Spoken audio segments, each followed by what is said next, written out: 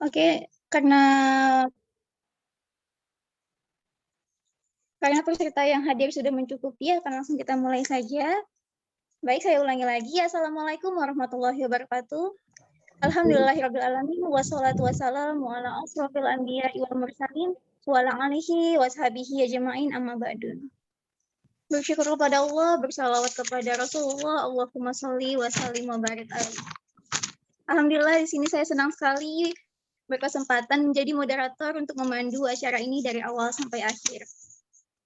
Yang saya hormati Dekan FKM UINSU, yang saya hormati Kepala Prodi FKM UINSU, yang saya hormati Ibu Zata Isma SKM MKM selaku pembina HERSA, yang saya hormati Ketua FKM HERSA Kakanda Lili Surya Pratiwi beserta jajarannya, dan yang saya hormati peserta yang hadir pada hari ini.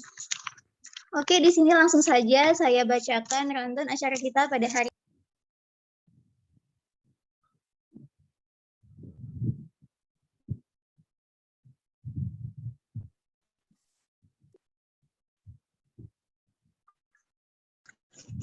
Yang pertama yaitu pembukaan oleh saya sendiri, selanjutnya yaitu pembacaan doa oleh Rahmat Siddiq Zega, yang selanjutnya yaitu menyanyikan lagu Indonesia Raya dan Mars UINSU oleh Kakanda Rifda Khairidana Sution, yang selanjutnya yaitu kata sambutan dari Ketua Panitia yaitu Kakanda Ikhwan, yang selanjutnya adalah kata sambutan Ketua HERSA Kakanda Lili Surya Pratiwi yang akan diwakilkan oleh Wakil Ketua HERSA yaitu Abang Ikhlas Amal. Selanjutnya itu kata sambutan dari pembina HERSA, Ibu Zata Isma SKM MKM.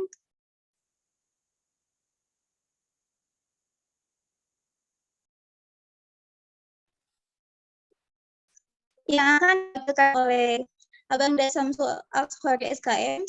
Yang selanjutnya adalah materi. Selanjutnya sisi tanya jawab, dan yang di akhir adalah dokumentasi dan penutup. Oke, langsung saja kita masuk ke acara selanjutnya, itu pembacaan doa oleh Kakanda Rahmat Siddiq Zega. Kepada Kakanda saya persilahkan.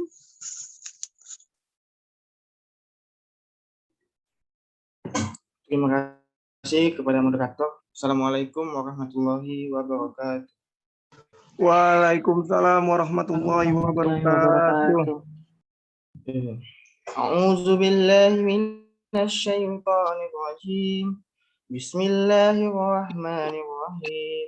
Alhamdulillahi rabbil alamin. Hamdan na'imin, hamdan syakirin, hamdan yuwafi ni'mahu yukafi'u mazidah. Ya Rabbana walakal hamdu kama yanbaghi li jalalika al-karimi wa azimi sultanik. Allahumma salli wa sallim salatan tunjina biha min jami'il ahwal wal afat wa taqdi lana biha jami'al hajat wa tutahhiruna biha min jami'is sayiat wa tarfa'una biha indaka ala darajat tuballighuna biha aqsal min jami'il khairati fil hayati wa ba'dal mamat. Innaka sami'un qaribun mujibud da'wati wa ya qadiyal hajat ya mujibas sa'ilin ya rabbal alamin. Rabbana zalamna anfusana wa illam taghfir lana wa tarhamna lanakunanna minal khasirin. Rabbana la tu'akhizna in nasina aw akhtana. Rabbana wa la tahmil alaina isran kama hamaltahu 'alal ladzina min qablina. Rabbana wa la tuhammilna ma la taqata lana bih wa'fu 'anna waghfir lana warhamna anta maulana fansurna 'alal qaumil kafirin. Allahumma inna nas'aluka salamatan fid dinina wa afiyatan fil jasadina wa ziyadatan fil ilmina wa barakatan fil rizqina wa taubatan qablal maut wa rahmatan indal maut wa maghfiratan ba'dal maut. Allahumma hawwin alaina fi syakaratil maut wan najata minan nari wal afwa indal hisab. Rabbana wa liwalidayna warhamhuma kama rabbayana shaghira. Rabbana atina fid dunya hasanah wa fil akhirati hasanah wa qina azabannar. Subhana rabbika rabbil izzati amma yasifun wa salamun alal mursalin walhamdulillahi rabbil alamin. Assalamualaikum warahmatullahi wabarakatuh. Waalaikumsalam warahmatullahi wabarakatuh. Terima kasih kepada Kakanda Rahmat yang telah menyampaikan doanya. Semoga menjadi keberkahan bagi kita semua.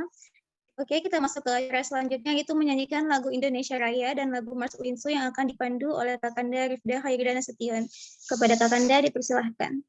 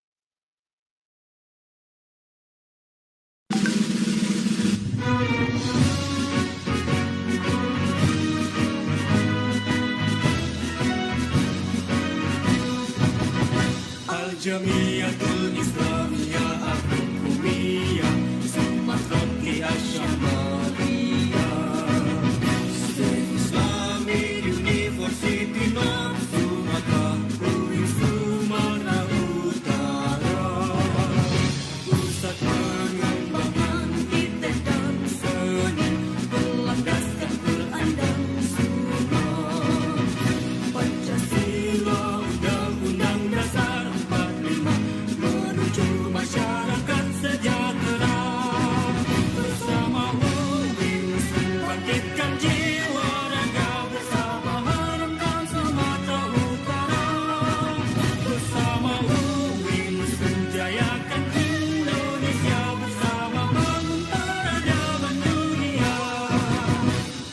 Jamiatul Islamiyah Al-Kulliyah Sumatera Asy'ariyah State Islamic University of Sumatera UI Sumatera Utara Pusat pengembangan iptek dan seni berlandaskan Quran dan Sunnah Pancasila Undang-Undang Dasar 45 menuju masyarakat sejahtera bersama UI bangkitkan jiwa raga bersama harumkan Sumatera Utara bersama UI jayakan Indonesia bersama memperadaban dunia.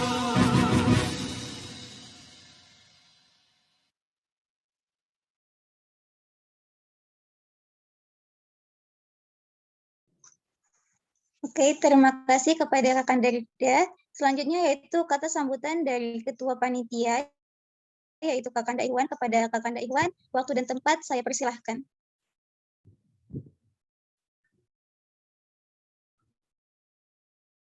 Assalamualaikum warahmatullahi wabarakatuh.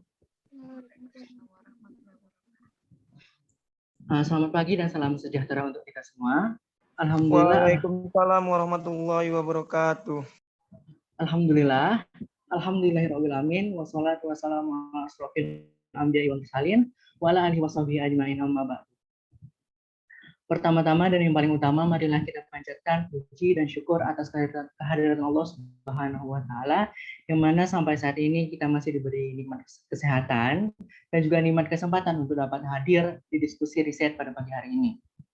Dan tak lupa pula salawat berangkaikan salam kita sampaikan kepada baginda Rasulullah Muhammad SAW yang mana kita harapkan syafaatnya di yaumil akhir kelak. Amin, amin ya robbal alamin. Yang saya hormati Pembina Hersa Ibunda Jata Isma SKMKM yang kali ini diwakilkan oleh Abangda Samsul Askori SKM. Yang saya hormati Bapak Tribayu Purnama SKMM Medical Science yang selaku pemateri hari ini, dan yang kami banggakan seluruh panitia dan peserta yang berhadir pada pagi hari ini juga. Diskusi hari ini kita akan melaksanakan diskusi riset. Tercatat, diskusi kali ini diikuti oleh 48 peserta yang terdiri dari 19 peserta di luar Hersa yang berasal dari FKM Winsu dari semester 3 hingga semester 8 yang didominasi oleh semester 7 dan anggota Hersa sebanyak 29 orang. Saya berharap teman-teman dapat mengikuti diskusi riset kali ini secara sungguh-sungguh sehingga teman-teman dapat mendapatkan materi yang fresh dan insightful tentang analisis data yang tepat yang berguna untuk keperluan penelitian, kepenulisan jurnal, skripsi maupun penyusunan proposal skripsi. Teman-teman juga jangan sungkan untuk mencatat poin-poin yang kurang jelas dan silahkan teman-teman catat dan tanyakan pada pemateri saat sesi tanya jawab nanti. Selanjutnya saya ucapkan terima kasih kepada rekan-rekan panitia yang telah mempersiapkan acara ini dengan sangat baik. Semoga kerja keras rekan-rekan dibalas dengan kebaikan oleh Allah Subhanahu wa taala dan semoga ilmu yang ada di diskusi riset kali ini dapat menjadi amal jariah bagi pemateri dan teman-teman yang ada di sini dan kita semua yang ada di sini. Amin, amin ya robbal alamin. Akhir kata, saya mewakili panitia, mohon maaf jika dalam berjalannya acara ini nanti ada hal-hal yang kurang berkenan di hati-hati teman semua. Semoga teman-teman tetap bersemangat dan siap untuk menerima pemateri dan mengikuti diskusi riset kali ini dengan bersemangat. Saya akhiri, wassalamualaikum warahmatullahi wabarakatuh. Waalaikumsalam warahmatullahi wabarakatuh. Terima kasih kepada Kakanda Iwan yang telah menyampaikan kata sambutannya. Selanjutnya adalah kata sambutan Ketua Umum Hersa, Kakanda Lili Surya Pratiwi, yang kali ini diwakilkan oleh Wakil Ketua Hersa, yaitu Abangda Muhammad Ikhlasul Amal. Kepada Abangda, waktu dan tempat saya persilahkan.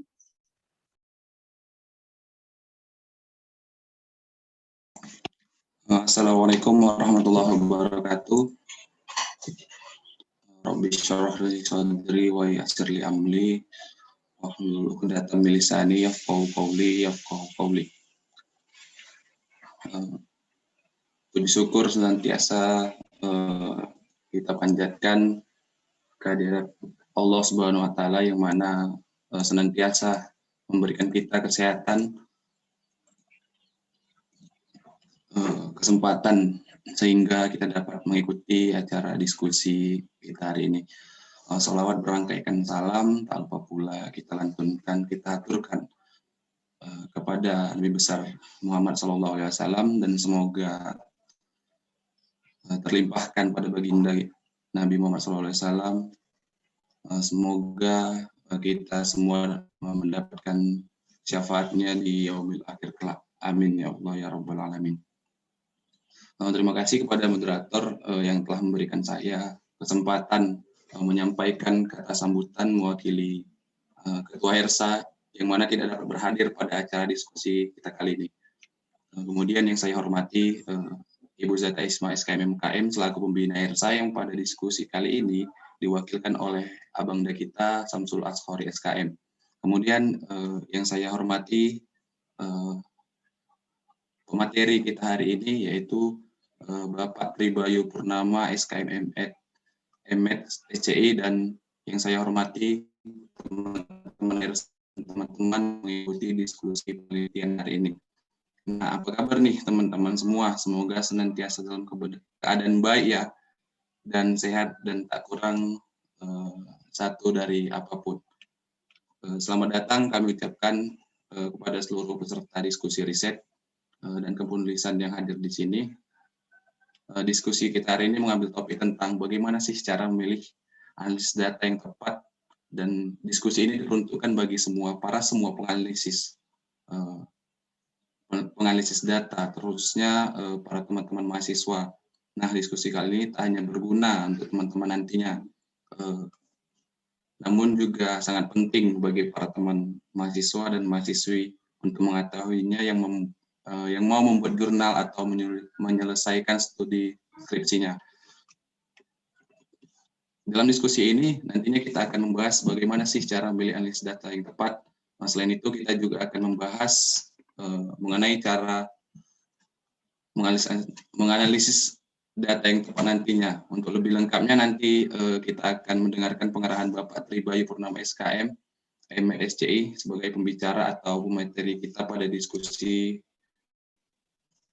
kita hari ini. Nah, teman-teman sekalian, sebelum memulai diskusi, jangan lupa membaca bismillah nantinya ya. Akhir kata, jika ada kekurangan dalam penyampaian, saya mohon maaf. Selamat mengikuti diskusi ini teman-teman semua. Semoga teman-teman dapat memahami apa yang disampaikan pemateri kita dan bermanfaat bagi kita semua. Kurang dan lebihnya saya mohon maaf. Assalamualaikum warahmatullahi wabarakatuh. Waalaikumsalam warahmatullahi wabarakatuh. Terima kasih saya ucapkan kepada Kakanda Ikhlas yang telah menyampaikan kata sambutannya. Selanjutnya ialah kata sambutan oleh pembina HERSA, yaitu Ibu Zata Isma SKM MKM, yang pada kesempatan kali ini diwakilkan oleh Abangda Samsul Ashori SKM. Kepada Abangda, waktu dan tempat saya persilahkan. Bismillahirrahmanirrahim. Assalamualaikum warahmatullahi wabarakatuh. Waalaikumsalam warahmatullahi wabarakatuh. Waalaikumsalam warahmatullahi wabarakatuh. Selamat pagi kawan-kawan semua, anggota HERSA, para pengurus. Puji syukur kita panjatkan kehadirat Allah Subhanahu wa taala karena hingga saat ini banyak nikmat yang berlimpah diberikan kepada kita sehingga kita masih bisa melakukan atau mengadakan acara riset ini. Sholawat kepada Rasulullah SAW. Semoga dengan banyak bersalawat kita bisa mendapatkan syafaat beliau di yaumil akhir nanti. Amin ya Rabbal Alamin. Yang saya hormati Bapak Tribayu Purnama, Master of Medical Science, yang hari ini menjadi pemateri kita. Dan yang saya hormati Ketua Panitia, saya hormati Ketua HERSA beserta jajaran pengurus, dan yang saya banggakan teman-teman semua yang berhadir di acara Zoom kali ini. Meskipun sampai saat ini beberapa kegiatan HERSA kita lakukan melalui Zoom ya, melalui online, saya harapkan semangatnya atau manfaatnya tidak kalah dari acara-acara yang kita lakukan selama ini secara langsung, bertatap muka seperti itu. Di sini saya mewakili Ibu Jata Ismah yang tidak dapat berhadir untuk memberikan kata sambutan dan pengarahan kepada teman-teman semua karena beberapa alasan yang mungkin krusial tidak bisa untuk ditinggalkan seperti itu. Pada diskusi riset kali ini luar biasa, kita kedatangan pemateri yang sangat mumpuni, yang sangat expert dalam bidangnya ya. Tentu untuk masalah riset, beliau tidak bisa diragukan lagi, sudah sangat bisa kita manfaatkan kali ini ilmu yang diberikan beliau, karena beliau juga kita kenal semua sebagai dosen kita, dan sampai sekarang Bapak Tribayu juga masih menjadi mentor saya. Kepada teman-teman semua, diharapkan nanti ketika acara berlangsung, pemateri memberikan materi, diharapkan semua mengaktifkan kameranya, agar tidak terjadi kesalahpahaman nantinya. Seperti itu. Kenapa Abang sampaikan di sini? Karena tadi sudah Abang chat Ikhwan untuk bilang ke teman-teman aktifin kameranya, sampai sekarang hanya berapa persen yang aktifin kameranya. Makanya Abang bilang langsung di Zoom kali ini ya. Teman, tadi Abang nggak mau bilang langsung di sini, cuman sampai sekarang nggak ada progres.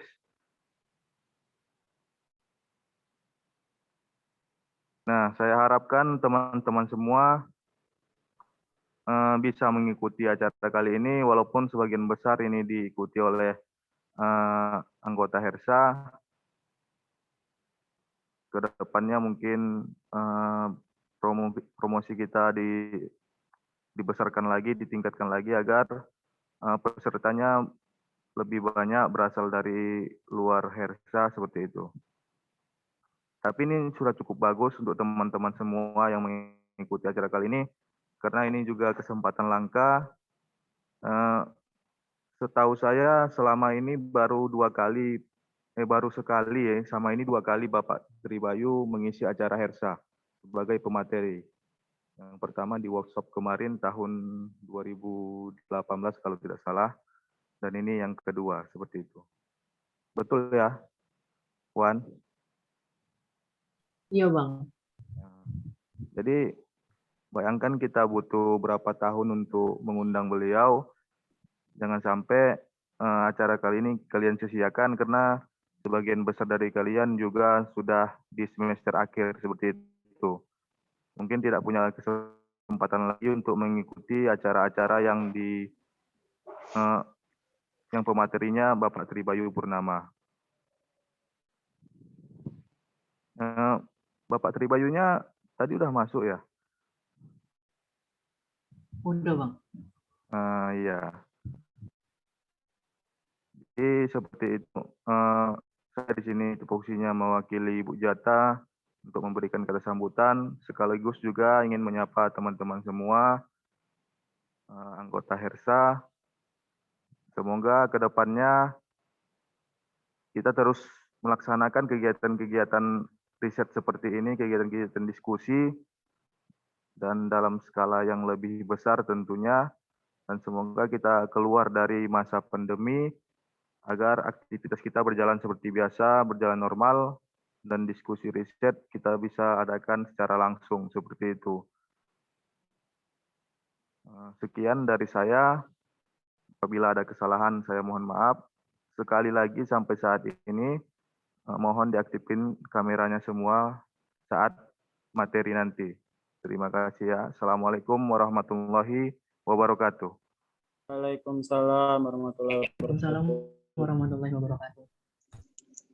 Terima kasih kepada Abang Des Samsul Ashari SKM yang telah menyampaikan kata sambutannya. Sekali lagi saya ingatkan kepada teman-teman agar mengaktifkan kameranya. Oke, selanjutnya masuklah kita ke acara inti pada hari ini, yaitu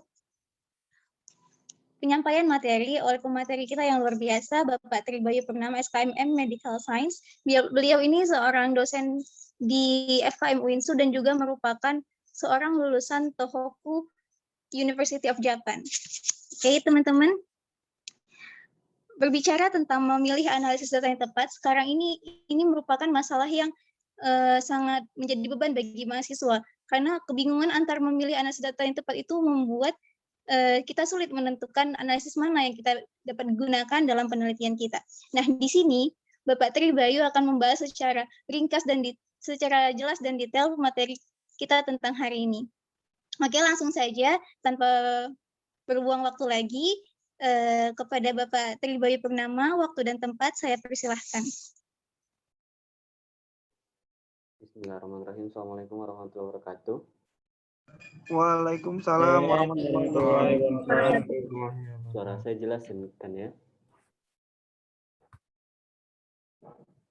Halo? Jelas kan ya? Halo? Suara saya jelas? Jelas, Pak. Jelas. Oke.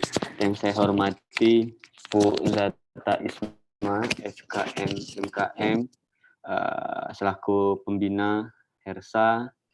Kemudian saya hormati Bapak Samsul Ashori, SKM, sebagai wakil pembina ESA, HERSA. Luar biasa memang Pak Samsul ini. Di tengah kesibukan yang sangat padat gitu ya, dia bisa menyisihkan waktunya di acara kalian untuk untuk membuka acara. Saya ucapkan terima kasih pada Pak Samsul sudah membuka acara dengan baik gitu ya. Saya yakin Pak Samsul bentar lagi live group gitu ya, karena beliau sangat sibuk di kelurahan, di COVID gitu ya. Bentar lagi dia jalan-jalan ini ke rumah makan untuk PPKM mikro ya Pak Samsul. Saya mohon maaf tidak on-kan kamera karena ya pagi-pagi biasanya agak begitu kacau gitu ya. Entah kacau mukanya, entah kacau rumahnya gitu. Biasanya ada Yura, bisa agak berantakan rumah. Saya mohon maaf. Saya ucapkan selamat atas kegiatan kalian hari ini. Saya hari ini akan presentasikan tentang mana dia? Oke, ini dia. Kelihatan PPT-nya? Kelihatan, Pak. Kelihatan, oke. Jadi hari ini hari yang cerah, kayaknya Sabtu cerah. Sabtu.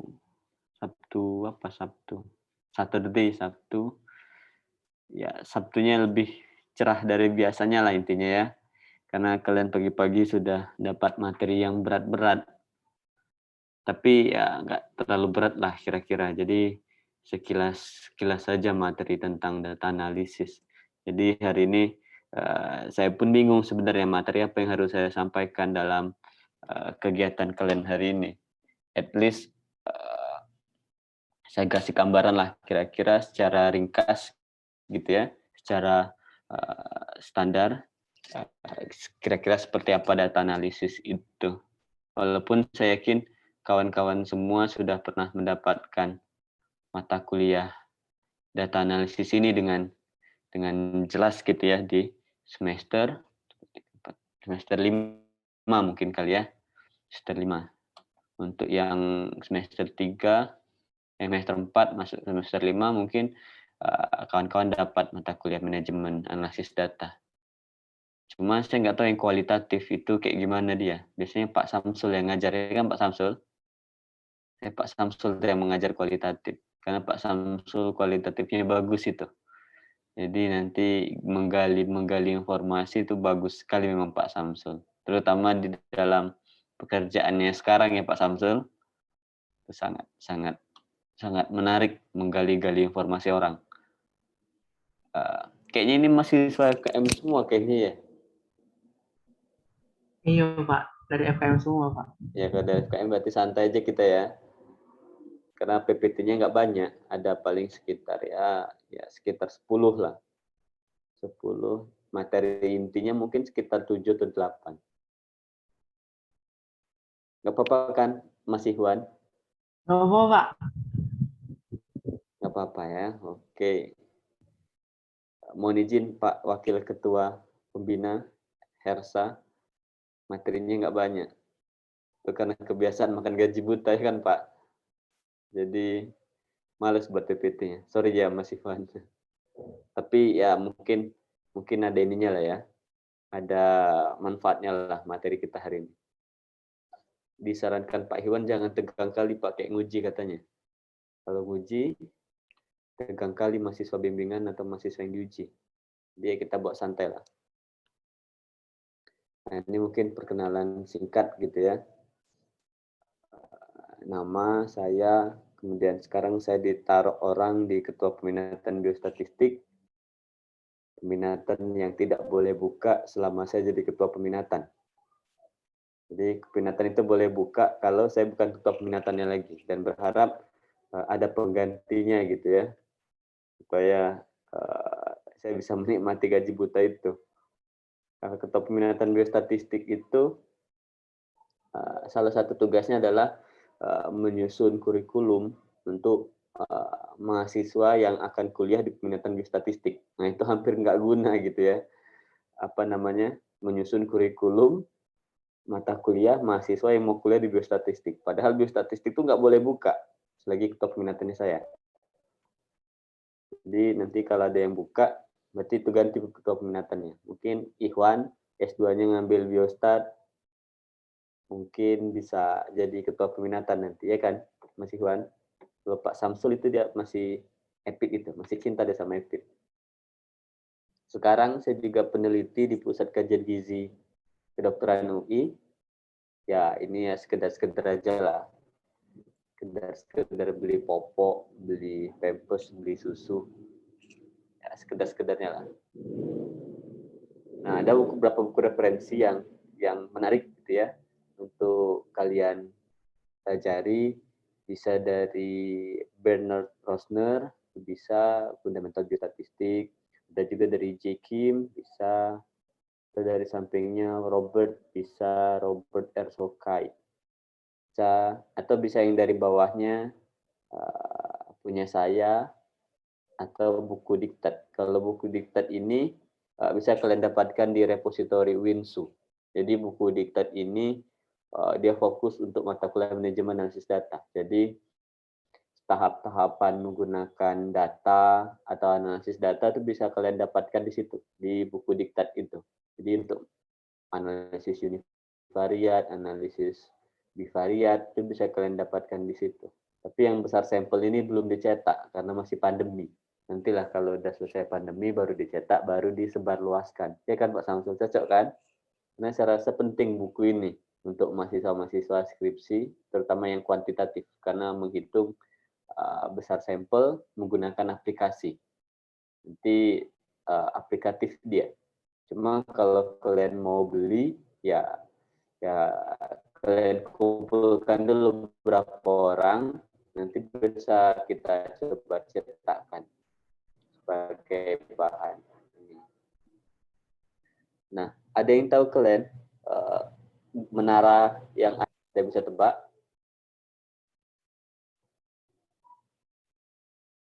Nggak ada yang bisa tebak? Itu menara di Medan itu, daerah Medan Maimun itu, menara air pump itu, ya kan Pak Samsul? Apa itu nama? Menara air apa itu? Tapi saya ambilnya malam hari, karena biar kelihatan warnanya kan. Kalau siang hari nggak nampak warnanya. Oke. Udah mulai relax ya. Jadi nanti kalian tegang kali nggak masuk materinya. Yang penting relax dulu. Saya takut sebenarnya nengok kamera, apalagi nengok kameranya Pak Samsul. Bajunya itu banyak logonya, takut saya. Ada logo BNPB, logo Satgas Covid. Apa ada yang kontak erat kita hari ini sama Pak Samsul? Jadi kita mau diwawancara ini, kualitatif. Pak Samsul. Oke. Nah, kira-kira analisis data itu fungsinya buat apa? Yang pertama, dia menggambarkan kondisi, situasi, fenomena yang terjadi. Jadi, data kalau tidak dianalisis ya akan menjadi data. Data is always data gitu ya. Dia bersifat netral, tidak perlu dibumbu-bumbui negatif atau positif komen gitu. Dia akan selamanya menjadi data yang bersifat netral. Nah, data ini akan menggambarkan kondisi, situasi, fenomena yang ada. Contoh misalkan, bagaimana kondisi COVID-19 saat ini. Berarti kan harus ada data dan harus dianalisis dengan menggunakan tren, dengan menggunakan sebaran gitu ya, proporsi, distribusi, frekuensi gitu. Jadi dia dengan data tersebut yang telah dianalisis, maka dia akan menjadi sebuah gambaran. Tapi data yang dianalisis itu juga harus diinterpretasi. Jadi data yang hasil analisis tidak bisa sekedar disampaikan, tapi dia juga bisa diinterpretasi. Contoh misalkan, kasus COVID, ada data COVID, kemudian dijelaskan bahwa dari data COVID tersebut kurvanya menurun. Nah, maksud kurva menurun itu apa? Itu diinterpretasikan namanya. Nah, untuk menginterpretasikan dari data,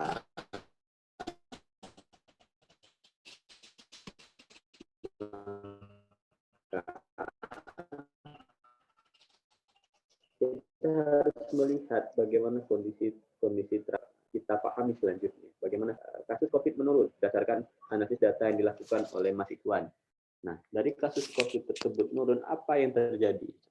Misalkan cakupan testing menurun, berarti kasus COVID yang turun itu sebenarnya bukan karena real COVID itu turun, tapi juga karena testing yang turun, sehingga cakupan kasus COVID juga ikut turun gitu ya, yang terdeteksi.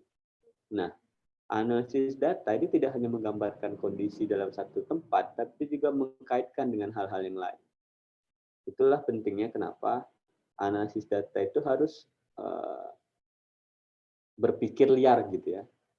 Berpikir liar maksudnya dia bisa mengkaitkan hal-hal tertentu yang ada di dalam populasi. Itulah yang dilakukan Pak Samsul kali ini. Kenapa dia suka posting foto untuk grebek-grebek rumah makan? Karena dia ingin menerapkan PPKM Mikro level 3 di Kota Medan. Maka Pak Samsul juga harus pahami dia bahwa kasus COVID itu bukan karena cakupannya saja, tapi adanya potensi kerumunan. Potensi kerumunan ya salah satunya di tempat makan, sehingga itu yang menjadi justifikasi Pak Samsul untuk melakukan hal itu. Nah, hal-hal seperti itulah yang penting untuk menggambarkan kondisi, situasi, fenomena yang terjadi. Dia tidak hanya menjelaskan hasil dari data tersebut, tapi juga menjelaskan dari kondisi tertentu. Selanjutnya, Pak Samsul ternyata melakukan pembubaran orang yang makan di tempat lebih dari 20 menit ya Pak Samsul di rumah makan misalkan. Cuma Pak Samsul perlu juga memahami bahwa apakah membubarkan orang dari hasil analisis data yang dilakukan Pak Samsul itu sesuai dengan kausalitas teori dan realita. Jangan sampai Pak Samsul membubarkan itu, tapi sebenarnya tidak ada kaitannya sama sekali antara orang makan di rumah makan dengan penyebaran kasus COVID, sehingga perlu investigasi kausalitas teori dan realita tersebut. Apakah benar kasus-kasus baru yang ada di dalam kasus COVID itu berasal dari klaster rumah makan? Nah, itu yang juga harus diinvestigasi secara kausalitas. Nah, untuk menginvestigasi kausalitas ini bisa dilakukan dengan analisis data statistik atau bisa dengan pendekatan investigasi wabah. Ini yang bisa kita lakukan untuk menggunakan analisis data tersebut, melihat kausalitas teori dan realita. Jangan sampai Pak Samsul mendatangi rumah makan, membuat rumah makan tutup gitu ya, tapi secara kausalitas itu tidak signifikan mempengaruhi, sehingga dia tidak match gitu ya, tidak sama antara teori dengan realita yang ada. Jangan sampai dengan hal tersebut kita mendewakan teori tapi mematikan sumber kehidupan orang. Itu yang jadi masalah gitu ya. Jadi perlu juga dikritisi kegiatan-kegiatan yang memang secara teori benar tapi belum tentu hal tersebut berdampak terhadap masalah-masalah yang ada di realita. Atau sama misalkan Mas Ikhwan pengen menginvestigasi apakah benar si A itu memang suka sama Mas Ikhwan gitu ya. Berarti kan diinvestigasi benar nggak si A itu suka sama Ikhwan. Ada nggak tanda-tanda dari gestur tubuhnya, ada nggak tanda-tanda dari keponya, ada nggak tanda-tanda dari stalkingnya. Jadi betul-betul diinvestigasi secara kausalitas gitu ya, apakah benar si A tersebut suka sama Mas Ikhwan atau enggak. Jadi benar-benar dikaji, itu gunanya analisis data. Jadi data-data dari Facebook, data-data dari Instagram, data-data dari manapun yang bisa kita analisis, dan untuk membuktikan kausalitas tersebut, maka itu bisa kita gunakan untuk menganalisis data tersebut. Yang penting bahwa data itu bisa dikumpulkan. Data yang tidak bisa dikumpulkan itu, maka tidak bisa dianalisis. Nah, yang ketiga, menarik kesimpulan dari temuan sampel ke populasi. Kenapa analisis data itu penting? Karena tadi dia menggambarkan kondisi, investigasi kausalitas, dan apa yang terjadi di 2 poin sebelumnya itu harus ditarik kesimpulan. Kira-kira betul nggak sih hasil temuan yang ada di sampel kita itu menjelaskan ke populasi. Nah, ini yang menjadi hal-hal yang sangat signifikan penting gitu ya. Jangan sampai apa yang kita temukan di sampel itu tidak bisa menjelaskan apa yang ada di populasi, sehingga variasi dari data itu sangat penting dalam mengeneralisir apa yang menjadi temuan kita di dalam populasi. Sampai di sini ada pertanyaan? Di sini ada pertanyaan? Skip ya. Nah, saya ringkas beberapa poin penting dalam analisis data penelitian kuantitatif. Nah, analisis data penelitian kuantitatif itu dia berdasarkan angka, data, dan hitungan statistik. Jadi dia memang berupa angka data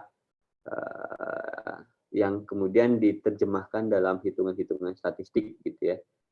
Apakah bisa kata-kata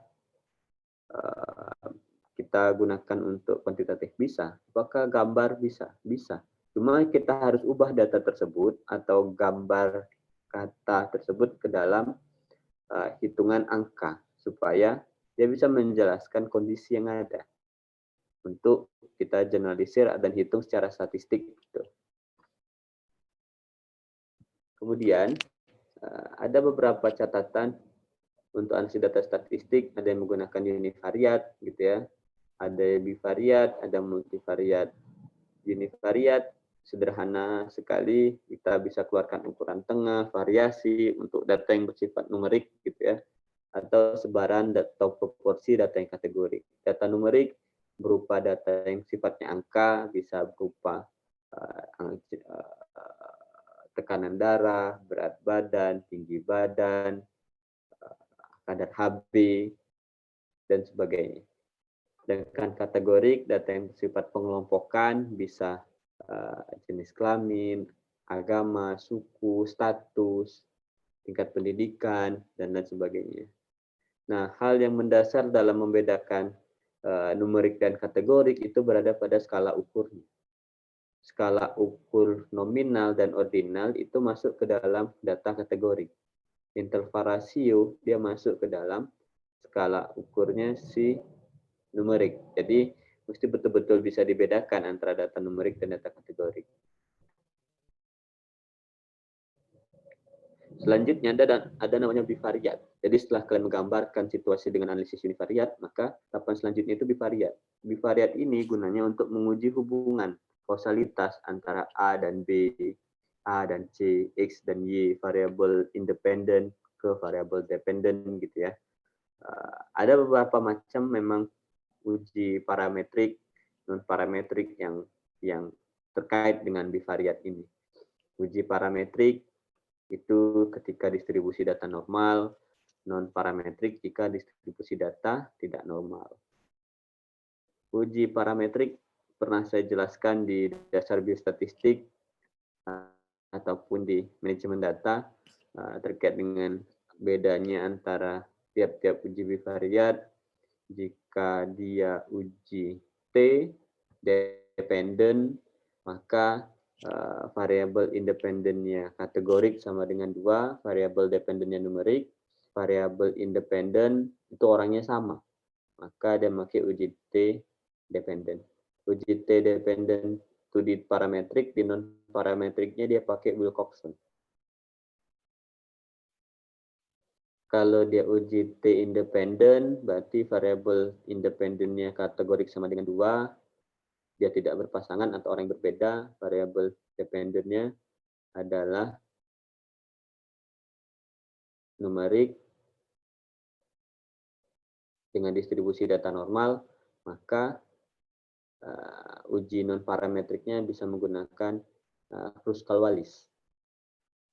Terus untuk yang bivariat, yang uji ANOVA, jika kategoriknya sama lebih dari 2, variabel numeriknya sama dengan variabel dependennya numerik, maka dia pakai ANOVA dengan non parametriknya one width main width nih. Jadi nanti bisa kalian cek ya, apakah terbalik atau enggak. Saya rasa sih agak terbalik gitu. Terus uji kategori-kategorik, independen kategorik, dependen kategorik, uji K kuadrat. Independen numerik, dependen numerik, uji korelasi. Jadi kira-kira itu yang digunakan untuk mengetahui hubungan kausalitas antara variabel independen dan dependen. Nah, selanjutnya ada analisis multivariat, regresi logistik, dan regresi linear. Nah, ini untuk tahapan selanjutnya ketika memang secara uji bivariat sudah banyak yang signifikan, terus kita pengen tahu seberapa besar variabel yang signifikan itu mempengaruhi variabel dependennya. Maka kita bisa lihat di analisis multivariat. Atau juga bisa kita lihat apakah terdapat confounding dalam variabel tersebut. Maka kita gunakan regresi logistik dengan kita ukur sebelum dan sesudah dimasukkan variabel confounding, ada perbedaan odds ratio sebesar 5-15%.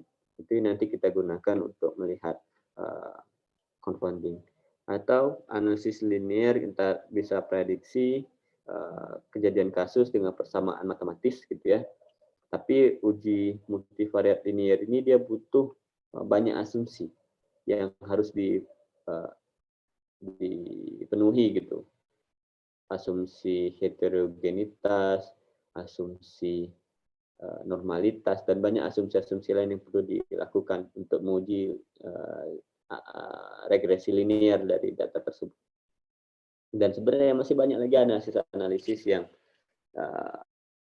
relevan gitu ya, dengan analisis data kuantitatif. Ada dengan menggunakan analisis survival gitu.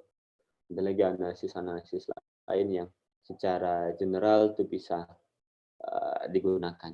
Cuman untuk mahasiswa S1 kayaknya univariat dan bivariat sebenarnya sudah cukup kompetensinya. Tapi kalau memang ada yang mau lebih, semester seperti Ikhwan gitu ya, Mas Ikhwan ini dia haus akan ilmu. Jadi ketika temannya univariat bivariat, mungkin Mas Ikhwan bisa lebih dari situ, mungkin bisa multivariat gitu ya. Nah, saya sampaikan beberapa contoh tentang analisis data. Jadi ini penelitian saya dengan tim tentang faktor-faktor yang mempengaruhi penggunaan rokok elektronik di antara siswa SMA di Jakarta. Jadi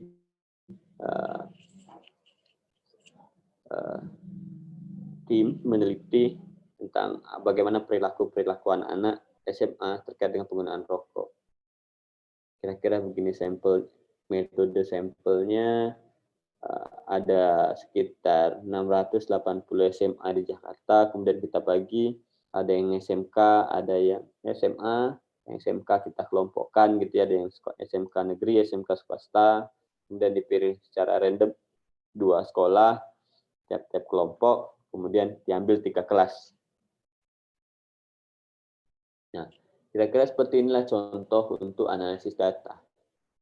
Jadi laki-laki berapa, perempuan berapa gitu ya. Total, current user, ever user, never user. Jadi yang pengguna, yang mantan pengguna, atau yang tidak menggunakan sama sekali. Jadi kira-kira seperti ini untuk tampilan analisis datanya. Jadi data sudah dikumpulkan, data sudah didapatkan raw-nya, mentahnya gitu ya, kemudian dianalisis, kemudian dimasukkan ke dalam tabel. Kira-kira seperti apa gambaran atau kondisi yang terjadi di dalam sekarang gitu ya. Dari laki-laki misalkan ada 54%, perempuan 45%, kemudian yang perokok itu ada 71%, laki-laki 28%, perempuan atau 29% perempuan. Nah, inilah yang digunakan untuk hasil dari analisis data tersebut. Jadi hasil dari analisis data ketika datanya kategorik ya maka dibuat berupa tabel-tabel kategorik gitu ya. Dia tidak berupa rata-rata, median, modus, standar deviasi. Dia hanya berupa ya memang persentase. Jadi ciri khasnya betul ya memang persentase. Misalkan smoking status, aktifnya ada 46 orang, aktifnya 187 kasus, former, mantan 132, yang tidak pernah 448. Jadi data-data seperti inilah yang digunakan untuk menganalisis dari data tersebut. Sampai di sini ada pertanyaan? Sama kayak kuliah, jadi kalau kalian nggak nanya, ya cepat materi kita selesai. Jadi kalau... Izin bertanya, Pak. Ya, silakan, Yusuf. Ini Pak, sebenarnya Pak tentang analisis bivariat tadi Pak. Nah itu bagaimana Pak untuk kayak itu kan ada kan Pak kayak di uji T-square itu kan ada Pak misalnya di segmen 2 gitu Pak. Itu bagaimana Pak cara membaca dan peletakannya Pak? Terus apa bedanya dia sama multivariat Pak? Oke, Sub. Apa namanya? Kan itu uji K-square itu kan ada namanya nilai expected sama nilai observed kalau dari rumusnya. Kalau dari rumusnya itu ada nilai expected, ada nilai observed.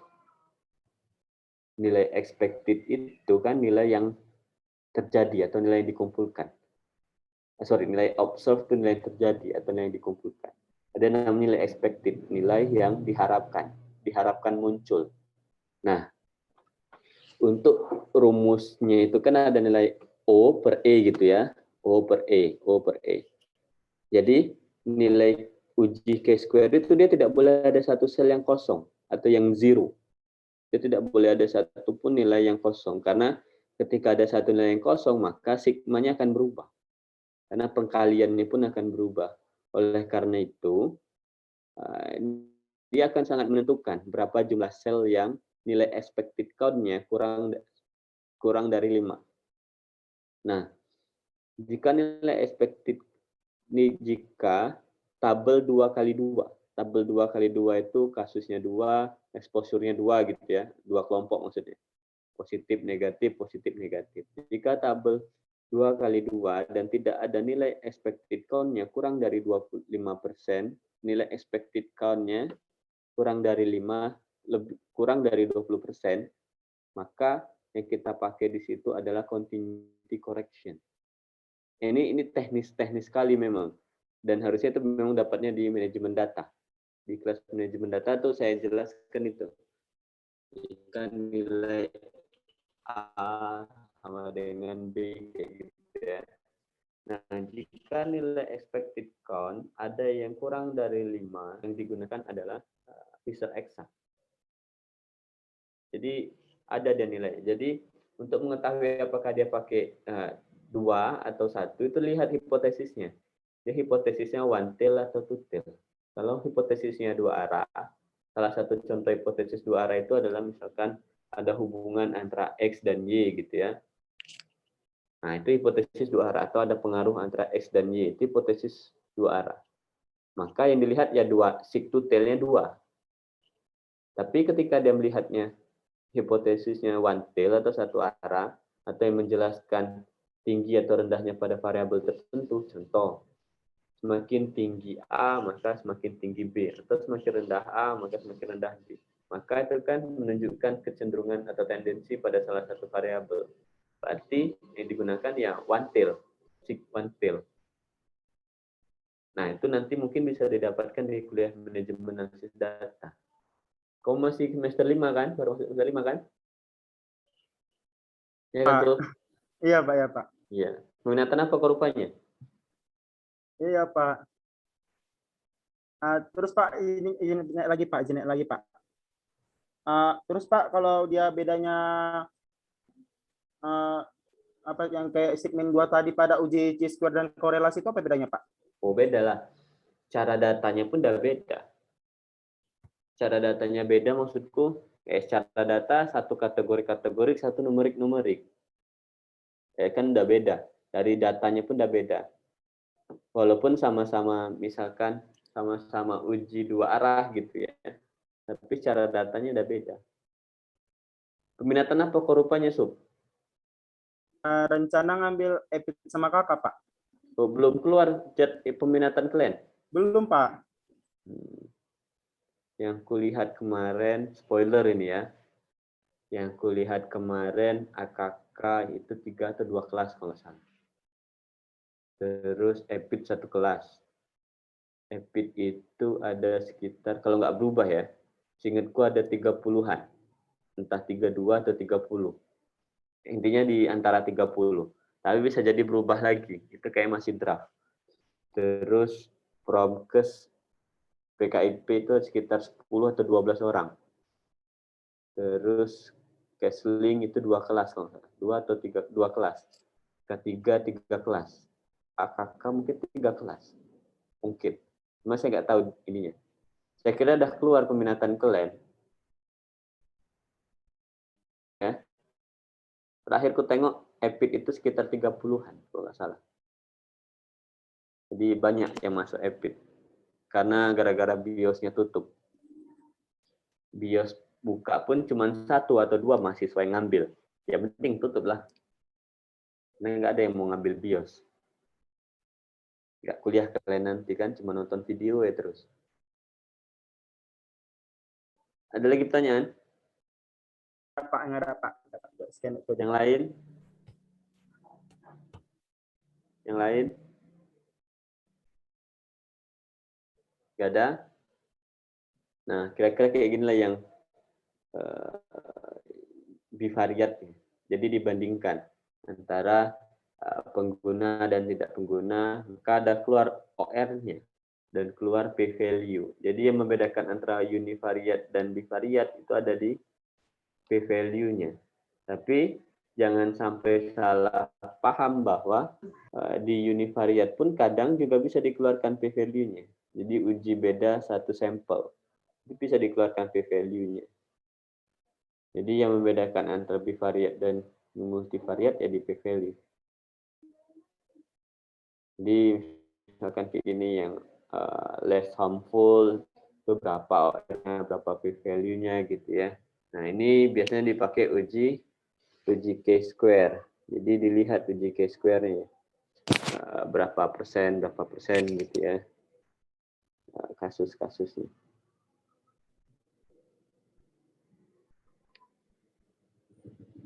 Nah ini multivariat ya. Multivariatnya itu nanti setelah sesuai dengan kandidat, jadi ada kandidatnya itu di multivariat. Jadi misalkan 0,25 boleh dilakukan uji multivariat. Misalkan. Nah, nanti bisa itu dimasukkan ke dalam variabel-variabel. Nanti dicek, maka dapat hasil perhitungannya berapa. Cuman di jurnal ini, kami tidak menghitung berapa besar kontribusi variabel tersebut ke dalam kejadian merokok. Jadi ketika kita tahu seberapa besar kontribusi dari variabel tersebut ke pengguna rokok, maka ketika kita intervensi variabel tersebut, maka yang merokok akan berkurang sekitar sekian persen, tergantung dari berapa besar kontribusinya. Ini juga sama bivariat. Nah, di sini ada pertanyaan untuk yang kuantitatif. Ada lagi Pak. Ya, silakan Oh. Sob. Pak, untuk yang nilai OR sama PR tadi itu Pak, cara mencarinya itu bagaimana Pak dengan hal yang mudah Pak? Ya, cara mudahnya inilah dihitung manual. AD per BC. Nanti dihitung AD per BC-nya. Nah, coba Wan, jelaskan Wan. Itu emang harus manual ya Pak? Enggak juga, ada aplikasinya. Pakai SPSS pun bisa. Nanti ada di mata kuliah manajemen data. Nanti di manajemen data bisa dihitung. Atau Wan, coba jelaskan Wan. Menghitung OR Wan. Nah, seingat Ikhwan kan Pak, yang kalau misalnya OR sama PR itu, kalau misalnya PR itu kan untuk cross-seksional tuh. Nah, kalau misalnya OR untuk case control kan Pak? Case control. Kalau cohort? Kalau cohort yang OR juga ya Pak? Kalau bukan OR dia apa namanya? Lili tadi ngomong tuh, jauh Li. Nah, coba apa? Sembari saya refresh lagi, ini kalian. Dah school from apa? School from home ini menguap semua ilmunya. Apa Li? Ada yang lain? Kalau cohort dia RIX relatif ya Pak, RR. Terus kalau cross-sectional dia PR. Setahu Lili Pak. Betul. Jadi cohort ya relatif risk atau relatif risiko. Pertanyaannya kenapa yang dihitung RR bukan OR kalau cohort?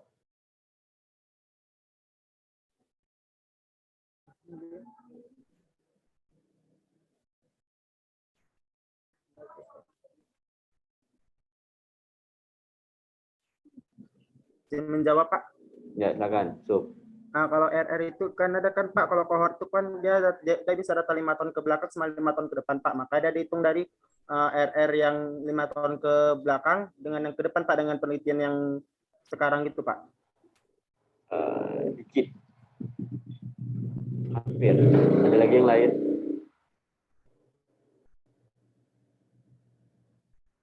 Ini jadi kayak kuliah kita ya, bukan kayak seminar ya. Tapi nggak apa-apa lah, mahasiswa Win semua kan dalam sini.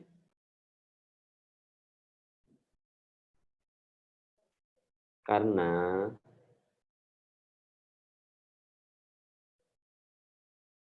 soalnya kan dia kan mau melihat risiko terpaparnya kan Pak.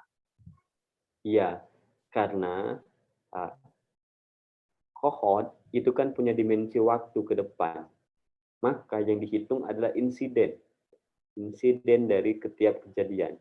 Coba lihat rumusnya itu. Untuk menghitung nilai RR, maka ada dihitung insidennya dulu, dibagi dengan insiden. Insiden terpapar dengan insiden yang non terpapar. Bukan insiden kasus. Sehingga baru bisa dihitung, karena ada dimensi waktunya. Beda dengan OR. Kalau OR tidak ada dimensi waktu, sehingga dia bisa menghitung AD langsung AD per BC. Walaupun dilihat ke belakang gitu ya. Cuma dimensi waktu ke belakang, itu nggak terhitung, karena dia tidak terpantau dalam hitungan waktu.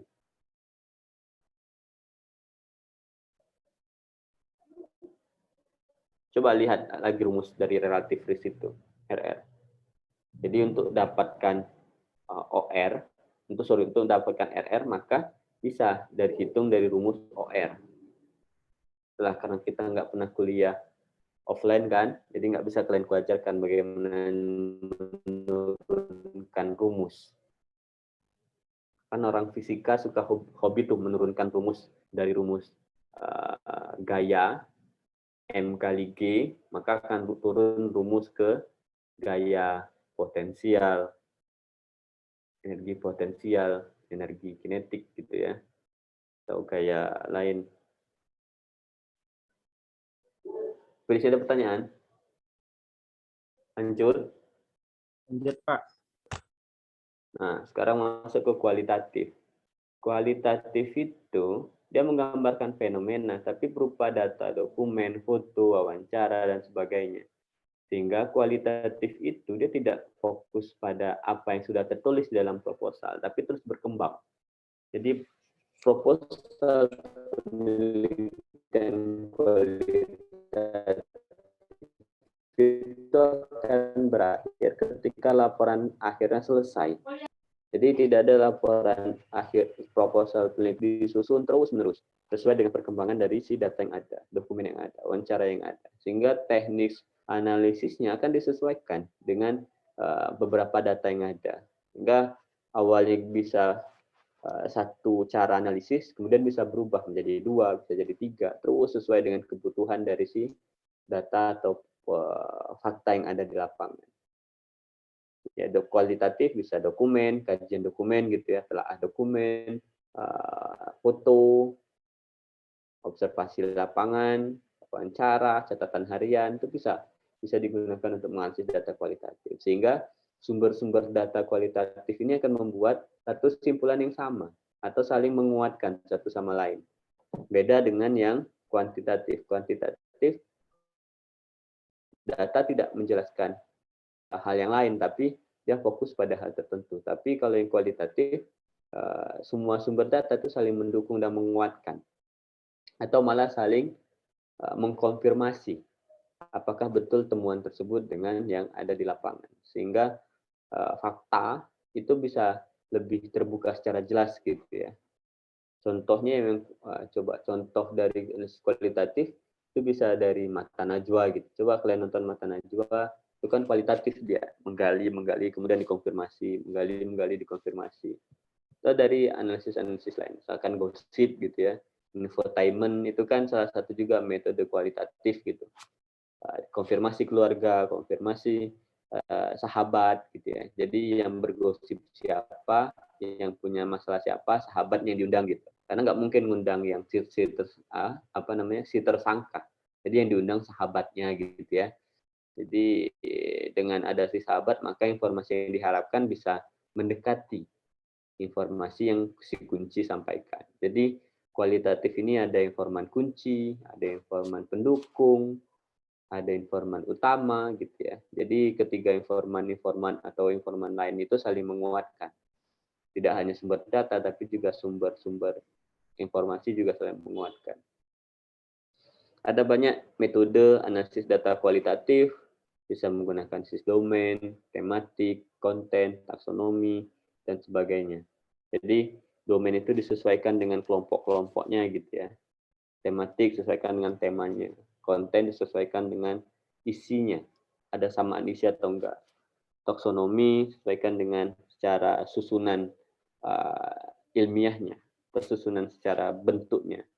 Itu bisa taksonomi. Nah, bisa ada pertanyaan? Karena saya ringkas saja ya untuk kualitatif. Karena ada mata kuliah kualitatif kalian nanti. Tapi saya nggak tahu semester 7 dapat atau enggak. Saya rasa udah nggak dapat lagi. Mungkin di semester genap kayaknya ya, kualitatif itu. Pak Putra Priyadi Siregar yang mengajar. Ada pertanyaan seperti sini?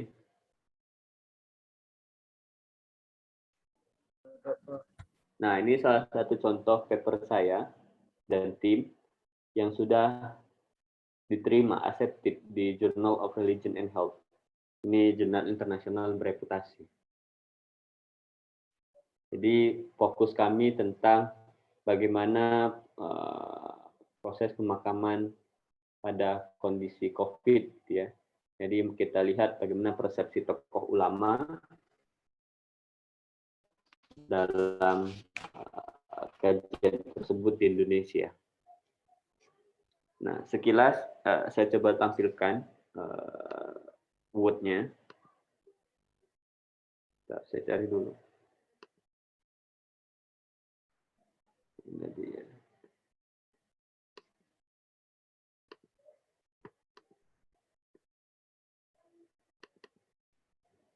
Kelihatan? Kelihatan kan ya? Kelihatan, Pak.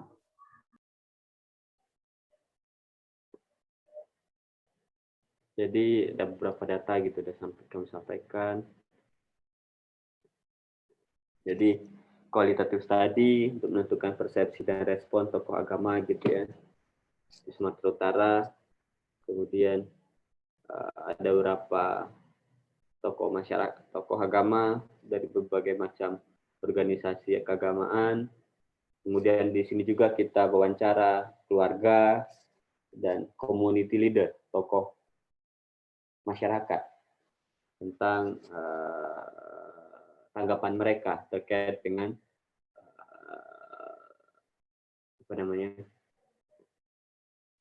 tentang pemulasaraan jenazah pada masa pandemi COVID. Partisipan, data koleksi. Jadi ya kita wawancara tokoh agama masyarakat, dikumpulkan secara wawancara mendalam via telepon gitu ya, 30 sampai 45 menit, kemudian dicatat, ada namanya transkripnya wawancara, kemudian ada matriks wawancara, kemudian ditriangulasi. Triangulasi itu semacam dikonfirmasi gitu ya, dari tokoh agamanya, tokoh masyarakat, kemudian masyarakatnya langsung gitu. Kemudian ada panduan wawancara, kemudian didata, dianalisis gitu ya, ditranskrip, digrupkan, dikelompokkan berdasarkan coding, kemudian menggunakan tematik analisis untuk melihat. Nah, dari tematik analisis ini kita dapatkan bahwa ada beberapa tema atau beberapa temuan. Yang pertama ada penolakan dari masyarakat tentang protokol COVID-19 dan juga dari tokoh agama. Jadi ada beberapa kategori, family-nya menolak gitu ya, kemudian masyarakat menolak. Terus different understanding of religious leader. Jadi ada beberapa macam pemahaman yang berbeda dari tokoh agama tentang pemulasaraan melalui COVID gitu ya. Kemudian perception dari religious leader tentang kematian COVID juga banyak yang berbeda. Nah, ini mungkin nanti dibuat transkripnya kayak inilah, sedih dan sakit gitu ya, karena dia masyarakat biasa tidak bisa mengekspresikan kesedihannya, kemudian dia harus menjaga gitu ya kerahasiaan. Jadi kira-kira dari data-data kualitatif yang dikumpulkan, wawancara yang dikumpulkan, terus dibuat dalam bentuk narasi gitu. Jadi ya betul lah seperti mata najwa atau yang lain gitu ya, variety show, infotainment, gosip-gosip yang lain gitu. Jadi beberapa data dikumpulkan gitu ya, kemudian dipilih mana satu-satu gitu, kemudian dikonfirmasi, dan ini family leader, family pasien gitu ya, kemudian konfirmasi ke community leader, kemudian baru dilihat menurut perspektif ulamanya seperti apa. Ini yang kualitatif. Jadi kalian bisa baca aja artikel-artikel yang ada di saya, kemudian bisa kalian lihat-lihat kajian-kajian yang sudah dibuat gitu ya dari data-data tersebut. Atau kalian bisa baca-baca jurnal-jurnal yang saya tadi untuk referensi. Oke, terima kasih. Sampai di sini ada pertanyaan. Mas, saya nggak banyak pasti. Izin bertanya, Pak. Ya, silakan. Sebelumnya perkenalkan, nama saya Al-Jufri. Saya ingin bertanya Pak mengenai penelitian kualitatif. Nah, jadi Pak, dalam penelitian kualitatif itu salah satu tekniknya kan yaitu wawancara, yaitu di mana dalam wawancara ini sangat besar risiko terjadi pemanipulasian data. Jadi pertanyaan saya Pak, bagaimana cara agar wawancara tersebut bisa dikatakan data real? Sekian, terima kasih. Oke, Al-Jufri. Jufri atau Jutri? Al-Jutri, Pak. Al-Jutri. Oke, Al-Jutri. Dulu saya pernah ke Palu. Di Palu itu nama bandaranya itu Al-Jufri. Ada Al-Jufrinya. Al-Jufri itu salah satu tokoh agama terkenal di Palu. Jadi ada namanya, apa itu ya? Saya lupa ininya. Aliran keagamaan. Itu Al-Jufri namanya. Oke. Kan data itu direkam. Kan pas saat wawancara itu kan kita minta, Ibu, Bapak, apakah boleh kita rekam? Nah, rekaman itulah yang akan digunakan sebagai digital forensiknya. Apakah betul hasil catatan itu real dengan kondisi di lapangan. Jadi tidak dibuat-buat.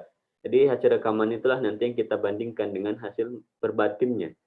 Dan juga ada verbatim kan, ada hasil rekaman, ada verbatim. Verbatim itu kalian mencatat apa yang dijawab oleh si responden. Misalkan dia bilang kayak gitu tuh juga harus ditulis. Jadi E-nya itu juga harus ditulis, O-nya itu juga harus ditulis, itu juga harus ditulis. Jadi setiap jawaban responden itu harus ditulis dalam verbatim tersebut.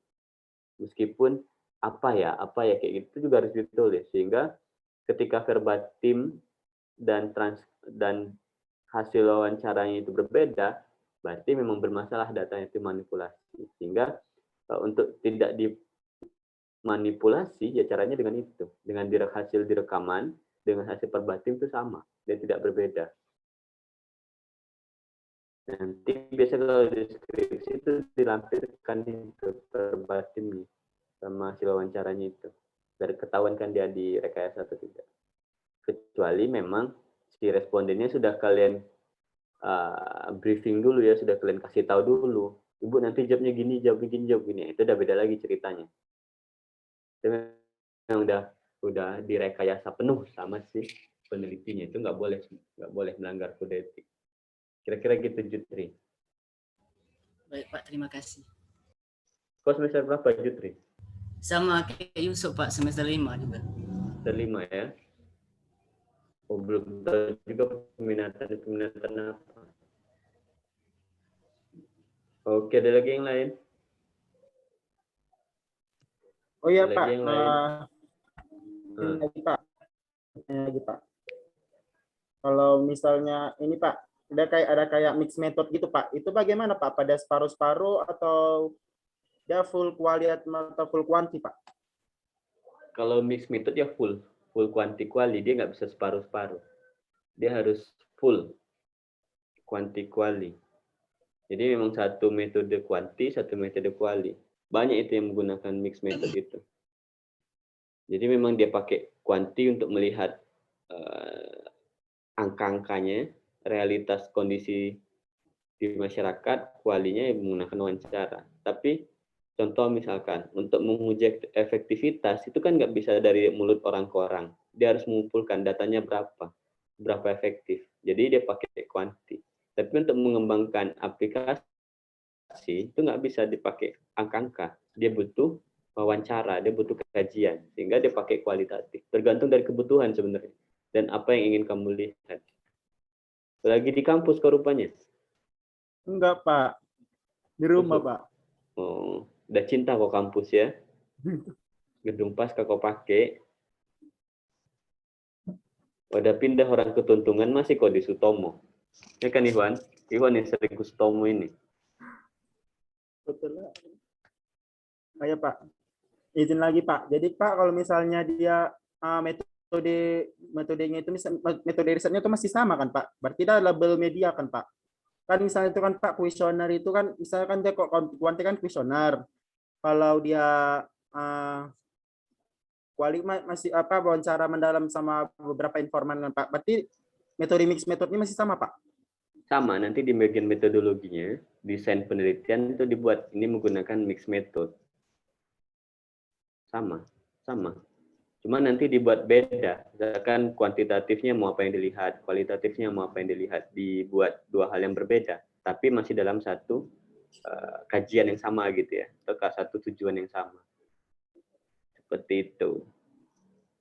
Izin lagi Pak, berarti Ya, kita kalau misalnya kayak mix metodenya Pak, berarti kalau dalam dia kuanti itu berarti responden pada kuesionernya itu masih tetap itu kita yang nentuin seberapa banyaknya, misalnya contoh 200 kan Pak kuanti. Jadi kalau misalnya di kuali itu kan ada bisa setahu saya itu ada maksimal itu bisa 4 Pak. Berarti itu tetap sama Pak.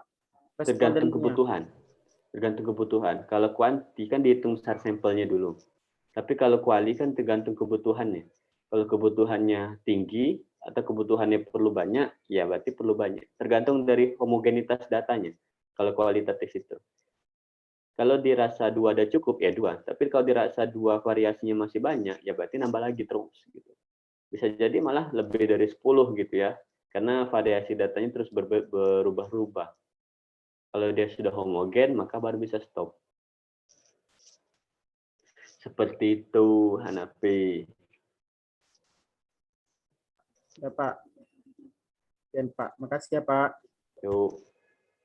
Mana Wan, ada lagi? Oh iya Pak, kalau misalnya di kualitatif itu kalau untuk uji datanya itu valid atau enggak itu kan pakai triangulasi data kan Pak. Nah, itu triangulasi itu kan ada yang pakai sumber tuh. Nah, itu kita wawancara orang yang berbeda. Nah, itu cara untuk mengkonfirmasinya itu kita samain jawaban mereka atau gimana tuh Pak? Ya nanti kayak gini, itu sebenarnya skill wawancara sebenarnya. Misalkan, Ikhwan, aku tanya, bener nggak Ikhwan pacaran sama si A misalkan? Ikhwan bilang, enggak. Terus aku tanya lagi sama si Raisa. Raisa, bener nggak si Ikhwan itu pacaran sama si A? Si Raisa bilang enggak, ya berarti enggak gitu ya jawabannya.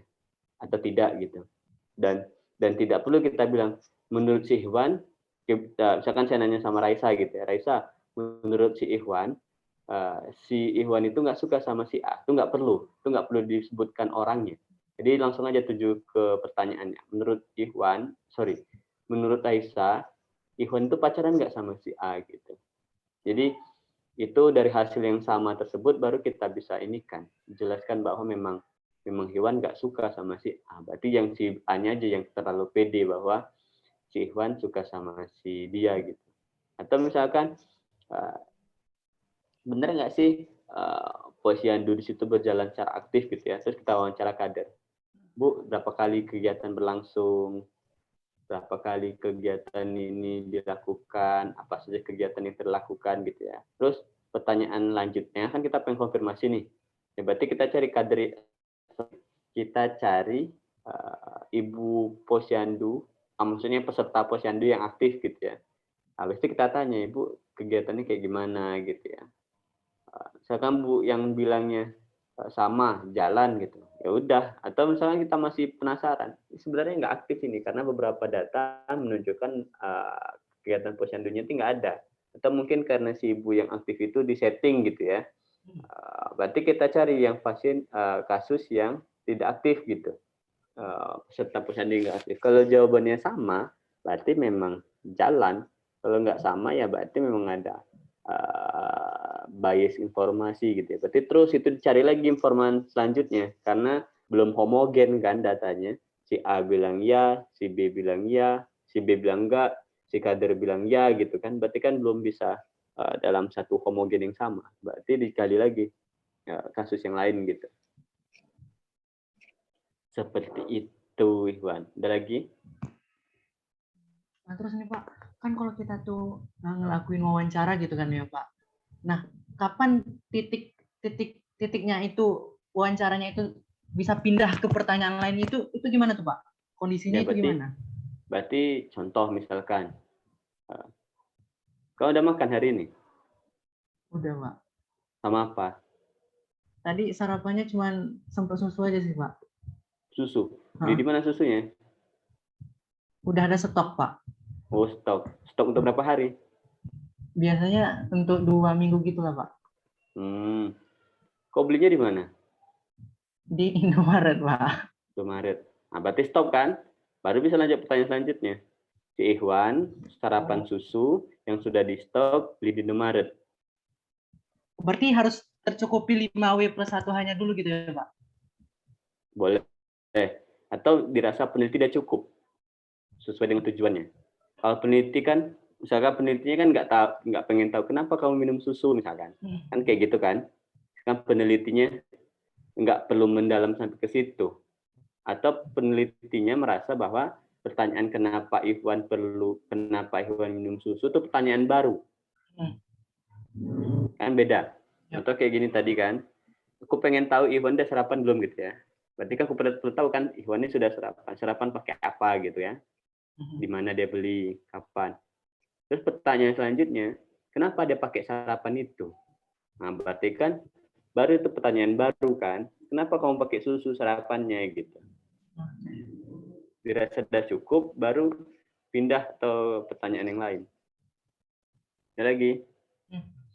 Terus kalau untuk di kuali nih Pak, itu ada minimal, itu kan untuk validasinya itu kan ada triangulasi sumber sama triangulasi metode itu. Nah, kalau itu harus ada minimalnya nggak Pak? Misalnya untuk memvalidasi itu harus 2 metode yang dilakukan gitu. Atau 1 aja udah cukup gitu Pak? Tergantung dari kebutuhannya. Kalau kamu rasa, kualitatif itu kan sebenarnya peneliti itu adalah instrumen utamanya. Kalau menurut peneliti dengan data 2, maksudnya mengtriangulasikan atau mengkonfirmasi dengan satu sumber yang berbeda ada dirasa cukup, ya cukup gitu. Tapi menurut peneliti kan dia harus juga mempunyai sense. Bagaimana menurut tanggapan netizen gitu ya. Kalau aku triangulasi 1, kira-kira pertanyaan netizen itu akan keluar seperti apa. Nah itu juga harus dikembangkan sama si penelitinya sebagai instrumen utama. Kira-kira kalau aku tanya kayak gini, udah cukup belum gitu ya. Sehingga kualitatif itu puasnya ketika si orang yang membaca atau netizen itu udah merasa puas dengan apa temuanmu. Kayak mata najwa. Orang udah merasa puas dengan apa yang dia temukan kan. Sehingga orang nggak perlu nanya lagi, kira-kira kayak gimana gitu. Jadi kalau orang merasa belum puas, ya berarti dirimu mesti cari lagi, kira-kira apa triangulasi yang harus dilakukan. Seperti itu. Mawan? Berarti kalau misal kualitatif ini agak abstrak gitu ya Pak? Berarti kalau untuk dibilang baik, penelitian kualitatif itu kebaik itu berarti harus ada tanggapan orang lain dulu gitu Pak? Harus di reviewer dulu gitu? Iya, sebaiknya seperti itu. Jadi penelitian kualitatif itu nggak bisa sendiri. Dia harus berkelompok. Karena hasil temuan kelompok itulah nanti yang akan dikelompokkan atau di-coding datanya. Dan wawancara kualitatif itu tidak selesai seperti kuantitatif gitu ya. Kuesioner terisi semua selesai, enggak. Kualitatif itu malah kuesioner sudah terisi, cuma pertanyaan-pertanyaan itu harusnya berkembang. Maka probing dalam kualitatif itu akan terus itu berkembang sesuai dengan kebutuhan dari pertanyaan. Untuk mengkaji kualitatif itu susah, tidak semudah kuantitatif. Dan biasanya orang kualitatif itu lebih fleksibel orangnya, tidak sekaku orang kuantitatif. Kalian lihatlah dosen kalian yang kuantitatif, terus bandingkan sama dosen kalian yang kualitatif, itu pasti kelihatan dia antara dia kaku sama yang fleksibel. Saya nggak ngatain orangnya ya, cuman kalian perhatikan aja. Oke Pak, makasih Pak. Ada lagi? Pak. Yuk, kayak Yusuf sama Ikhwan saling berlomba ini.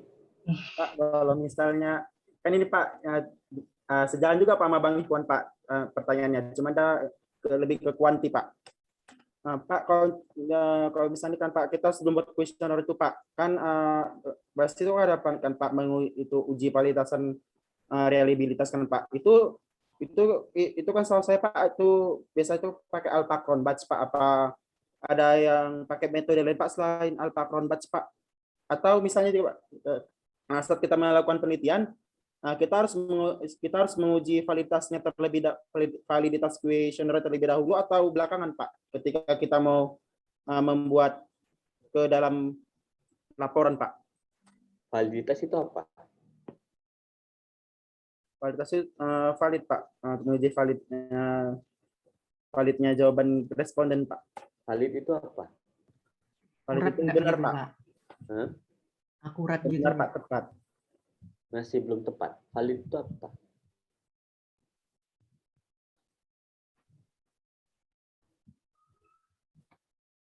Valid itu ini Pak, datanya nggak rancu Pak, tidak udah tepat Pak, udah paling tepat gitu Pak. Nggak rancu itu maksudnya gimana? Nggak rancu itu maksudnya nggak lari kemana-mana Pak, maksudnya itu kayak nggak ada makna lain Pak. Nggak ada, nggak lari kemana-mana gitu, itu?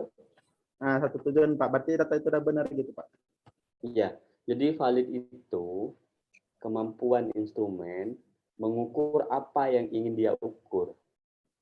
Kemampuan instrumen untuk mengukur apa yang ingin dia ukur. Jadi ya kalau memang dia pengen ukur A, ya harus mengukur A gitu ya. Kalau dia pengen mengukur tinggi badan, ya pakai alat mengukur tinggi badan gitu. Timbang alat mengukur tinggi badan. Kalau pengen mengukur berat badan, ya pakai alat untuk mengukur berat badan gitu. Jadi kalau mengukur tinggi badan kan ada alatnya. Jadi nggak perlu pakai penggaris kan. Walaupun benar, valid dia. Cuman kan jadi informasi nggak tepat. Nah, validitas itu ada banyak bentuknya. Ada uji restruct, ada tes retest, ada banyak contoh uji validitas reliabilitas. Nah, tergantung dari kebutuhan atau jawaban dari instrumen yang ada di dalam pertanyaan tersebut. Contoh misalkan, kalau ya tidak, maka dia pakai apa? Yes or no atau biner atau apa, saya lupa validitasnya. Jadi dicek, validitas itu ada banyak jenis bentuknya. Terus reliabilitas, apakah dengan cukup apakrombah? Apakrombah itu cuma opsi. Kalau dia lebih dari 0,6, maka dia bisa. Tapi kan definisi reliabilitas itu adalah apakah instrumen yang kita gunakan bisa digunakan di tempat yang lain atau tidak. Nah, kalau dia bisa digunakan di tempat yang lain, berarti dia harusnya oke dengan uji reliabilitas tersebut. Tapi ketika nilai R hitungnya kurang dari 0,6 gitu ya, maka dia tidak bisa digunakan. Tapi bukan berarti dia tidak bisa digunakan. Dia tidak tepat untuk digunakan, sehingga perlu dimodifikasi sesuai dengan kebutuhan. Sehingga statistik itu tidak jadi satu angka mutlak, tapi bisa berubah sesuai dengan kebutuhan. Jadi bisa diwawancara ahlinya. Kira-kira menurut ahli di bidang itu, kuesioner ini sudah cocok belum? Apa yang perlu diganti? Sehingga perlu dibuat FGD, atau dibuat rapat, atau dibuat diskusi untuk menentukan kuesioner ini apa yang perlu diperbaiki, apa yang perlu ditingkatkan. Jadi tidak, statistik itu bukan satu-satunya mati dan hidup dari si kuesioner tersebut, tapi juga bisa dari pandangan pakar, kearifan lokal, itu bisa direvisi dan disesuaikan. Kira-kira seperti itu, Yusuf. Ada lagi?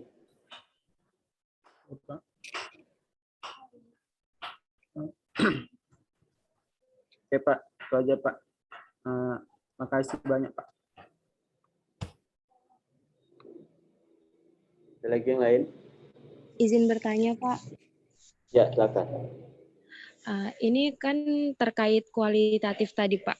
Ini pengalaman saya sendiri di lapangan ketika kemarin penelitian kualitatif pada matkul lintas minat terkait triangulasi sumber, Pak. Kan saya meneliti terkait manajemen surveillance TB paru. Nah, itu yang menjadi informan saya pada saat itu adalah termasuklah kepala puskesmasnya, juga pemegang program TB-nya. Pada saat triangulasi sumber itu, di antara kepala puskesmas dan juga pemegang program, itu kan terdapat jawaban yang berbeda. Nah, itu yang menjadi patokan kita, apakah dia dilihat dari posisi tertingginya atau dilihat dari posisi yang spesifik memegang tema terkait yang kita tanyakan, Pak. Jadi apakah jawaban saya itu patokannya, informasi yang benar itu apakah dari kepala puskesmasnya atau dari pemegang program TB-nya, Pak? Ya, berarti kan kalau surveillance itu bisa dari pemegang program, bisa juga dari surveillance-nya langsung gitu ya, atau dari indikator. Cuma kayak kalau surveillance itu yang dilihat indikatornya, udah tercapai atau belum. Indikator surveillance apa aja? Yang ini Pak, sumber daya manusia, yang itu kan Pak? Enggak, Metode, indikator surveillance TB-nya. Indikator surveillance itu cuma ada 2. Ini yang terjadi dia perbedaan terkait ini. Saya bertanya terkait sumber daya manusia dan itu berbeda jawaban antara kepala puskesmas dengan pemegang program TB. Iya. Indikator surveillance itu kan kelengkapan ketepatan. Selagi kelengkapan dan ketepatannya masih bagus, ya berarti sumber dayanya nggak ada masalah. Itu makanya wawancaranya pun juga nggak cukup, harus ada bukti-bukti empiris gitu ya. Salah satu bukti empirisnya itu kelengkapan ketepatan sebagai indikator programnya. Kalau indikator programnya udah oke ya harusnya nggak ada masalah. Jadi perlu triangulasinya itu ke data, bukan ke orang. Kalau memang sumber daya manusia atau informannya terbatas. Berarti perlu dilakukan atau studi dokumen gitu ya Pak? Betul. Perlu studi dokumen untuk mengkaji apakah betul pengaruh tersebut. Kalau misalnya dari informan 1 dan informan 2 serta studi dokumen itu juga ketiga-tiganya berbeda, maka patokannya adalah studi dokumen, begitu Pak? Iya, karena dokumen kan tertulis. Baik Pak, terima kasih Pak. Ada lagi? Cukup?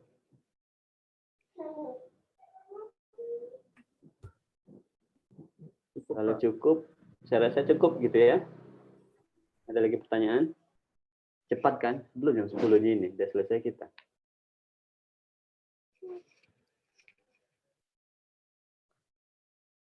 Oke, terima kasih atas pertanyaan, respon, tanggapan dari kawan-kawan semua. Pertanyaannya super-super gitu ya. Sangat menarik untuk dipahami, diteliti, dikaji, kemudian ditulis gitu ya. Karena kalau nggak ditulis ya sama aja. Terus saya juga sampaikan saya memanggil kawan-kawan EPIT 2000. Angkatan berapa kawan? Angkatan 3, Pak. Ya, EPIT Angkatan 3 untuk segera menyelesaikan utang kalian dengan saya. Saya sudah tagih di grup tidak ada respon. Saya harap untuk segera diselesaikan gitu ya. Karena itu adalah hutang. Saya harap itu segera diselesaikan sebelum kalian PBL gitu ya. Karena kalian udah PBL dah payah itu nanti. Oke, terima kasih atas perhatian. Mohon maaf ada salah kata. Ada perkataan yang kurang berkenan selama kuliah kita hari ini. Mohon maaf. Assalamualaikum warahmatullahi wabarakatuh. Waalaikumsalam warahmatullahi wabarakatuh. Masih ada dokumentasi, Pak. Oke. Ya, Karena terima segera ada kasih. bangun ini. Jadi bentar lagi negara api menyerang.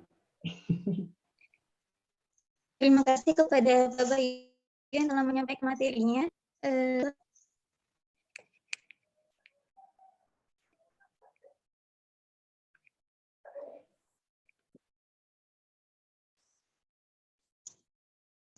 Selanjutnya adalah sesi tanya jawab, namun tadi karena sudah dilakukan, maka saya ingin bertanya kepada teman-teman, apakah masih ada lagi yang ingin bertanya kepada pemateri kita pada hari ini?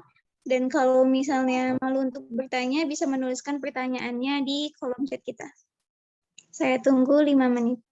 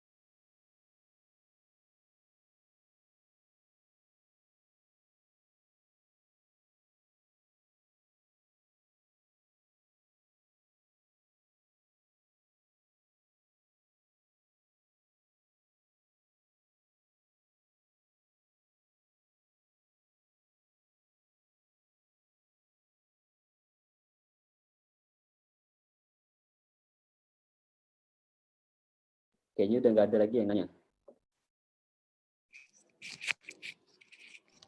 Oke, Pak. Sepertinya sudah tidak ada lagi. Kalau begitu, terima kasih kepada pemateri yang telah menyampaikan materi dan teman-teman yang telah bertanya. Selanjutnya saya akan membacakan kesimpulan dari materi yang saya tangkap pada webinar kita kali ini. Yang pertama, analisis data itu merupakan suatu kegiatan menggambarkan kondisi, situasi, dan fenomena yang terjadi, lalu menginvestigasi antara teori dan realita yang terjadi, kemudian menarik kesimpulan dari hasil temuan. Selanjutnya, untuk analisis data penelitian kuantitatif, untuk studi kohort dia menggunakan RR karena memiliki dimensi waktu, sedangkan OR tidak memiliki dimensi waktu. Untuk penelitian kualitatif merupakan penelitian yang menggambarkan fenomena lapangan. Penelitian ini terus berkembang sampai datanya jenuh atau tidak ditemukan fenomena baru lagi, maka penelitian dianggap selesai.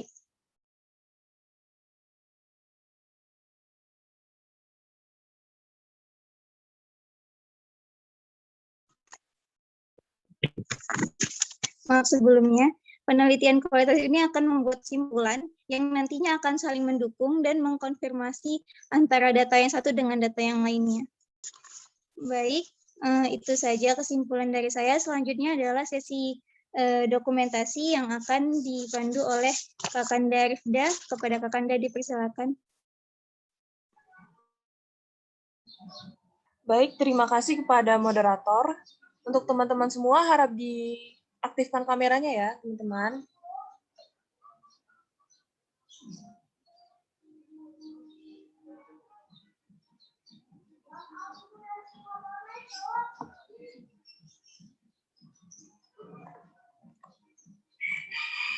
Oke, kita mulai dari slide 1 ya teman-teman. Tahan dulu gayanya, 1, 2, 3. Oke, slide 2, 1, 2, 3. Oke, terima kasih teman-teman. Saya kembalikan kepada moderator.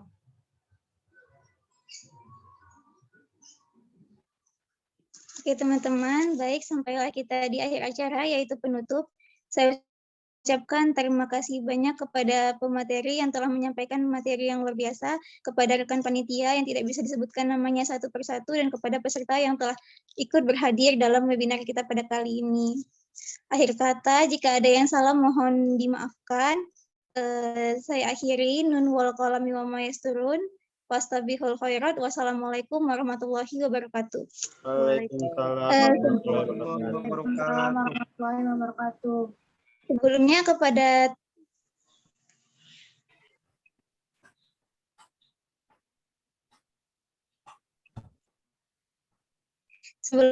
teman-teman diharapkan agar jangan keluar dahulu karena nanti akan dibagikan link absensi di kolom chat kita.